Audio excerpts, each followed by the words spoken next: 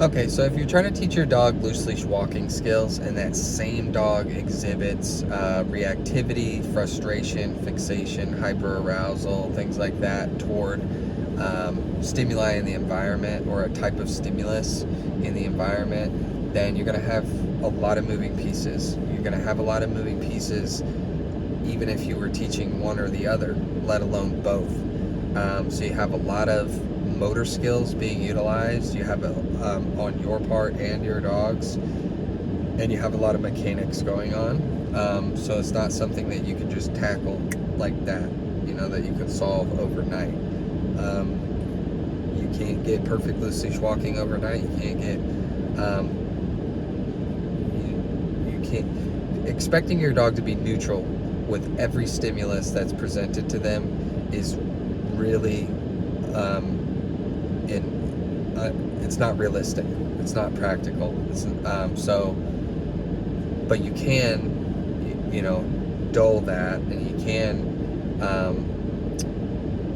decrease their recovery time. You can work on their tolerance and their threshold, but you can't just expect it to go away completely forever and always, because there's certain things that are just by nature agitating. So if a dog is walking by and they're ignoring your dog, that's one thing. If a dog is going by and fixating on your dog and barking at your dog, well, that becomes more difficult to ignore. So if you're asking me to quantify or like rank which one is more important to work on first, it's going to be reactivity every time. Like exercise is important, for sure. Walking is important, but if you improve your dog's tendency to be able to disengage, to be able to engage and disengage with stimuli in the environment, then your loose leash walking skills are going to be easier to accomplish, in my opinion, in my experience, because even when dogs, if that's the stimulus, if that's the trigger, are not there, they still like anticipate where those dogs are going to be, right? Like if it's a yard where dogs typically come out and run the fence line or whatever it is, they know that. Like that's the association they make with that property, with that environment. They know that's coming. They're making very credible predictions. So they're getting all they're getting prepared. They're anticipating that. So if you can work on your dog's association with stimuli in the environment, then things will fall into place a little more easily for you with loose leash walking. I wouldn't say it's going to be like a cakewalk, but it will be easier. So what you need to do, at least here and there, like in between walks, in between like exercise outings or whatever it is, you want to take your dog to a location where you can sit or stand or kind of mill around in one general area and not be worried about like a route or a path like that you plan to follow or advance along throughout your walk. And your plan is to just people watch, dog watch, stimulus watch, whatever the dog's trigger is, whatever the dog is activated by, agitated by, aroused by. You want to practice having them be able to see it and reward them, reinforce any kind of calm, composed, quiet behavior when they don't lunge forward, lurch forward, when they don't bark.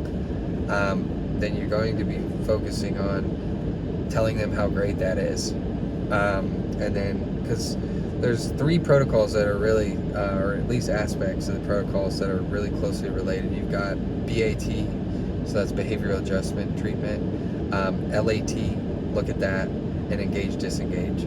And these are very similar, and across all of them, it's consistent that you do want your dog to look at the stimulus. You do want them to look at the trigger. You're not trying to distract them from the trigger and get them to never acknowledge it, because that doesn't improve their relationship with that, or their association with that stimulus. You want them to be able to see it, and you want them to move on and go about their business. Engage, disengage is like, I use it all the time. So the dog looks, engaged, disengage, looks away, right? So I will click and treat for both behaviors. You know, look, and the dog sees something, click, here you go, good, that treat. And the dog looks away, oh, good job looking away, like, click and treat. So you're going to practice that as often as you can in between your attempts to go advance through your environment. With loose leash walking, you want to make sure you're utilizing the reinforcement zone. So what we refer to as the reinforcement zone, which is somewhere near your side. Depending on your dog's size and stature, it's going to be like a little bit different, like height-wise, but it's generally near your side. As long as your dog's near your side, they should receive reinforcement, and that will occur in a couple different forms on a walk. So you've got treats, you've got praise, you have verbal praise and telling your dog, like, oh, they're such a good man, and like, you know, good boy, good girl, good dog, great job. Eye contact, acknowledgement, sweet talking them, baby talking them, like, you know, telling them they're great. And then you've got aspects of the environment that you're going to permit them to interact with, and that is like sniffing areas, you know, potentially digging is one that I was just, like, my last take of this video I was talking about. If you're in an area where nobody's worried about the property, like if it's a kind of area where nobody's going to notice or care that they're digging, let them do it. If that's what they want to do it. I run into that, you know, multiple times a week with dogs that I'm walking. It happened to me today.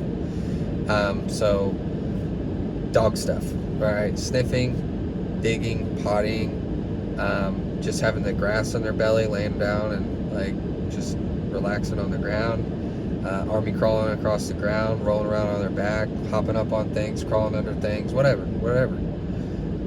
That's really important for helping them regulate. Like, you know, I heard somebody say one time that taking a dog on a walk and not allowing them to sniff is like going to an art exhibit with a bag over your head, and that's pretty accurate. Okay. The other thing is, if it's advisable in your case, and maybe it may not be, let them greet people. If they're doing a good job, that's the caveat. If they're doing a good job, they're being productive, they're being appropriate, and they're staying in the reinforcement zone, as long as they, you know, kind of check in with you and you tell them like it's okay to greet, and they're not dragging you across the way or pulling your arm off, go let them greet their, you know, a person. If they're a friendly dog, you know, if you ask the person, whatever.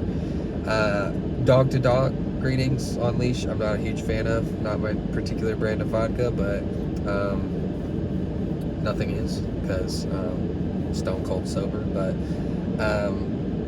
I'm not a fan of the on-leash dog-to-dog greeting, but if it's a known entity, if it's a buddy, if they're doing a good job, let them greet. So, yeah, keep those things in mind. You know, when you walk, there's so much to pay attention to. There's so much to do with your voice and your hands, and your feet, that, you know, if you throw reactivity on top of that, you're gonna feel like you're drowning. If neither of those things have very, like, you know, you don't have reliability in either department, then you're gonna get really frustrated and feel really defeated.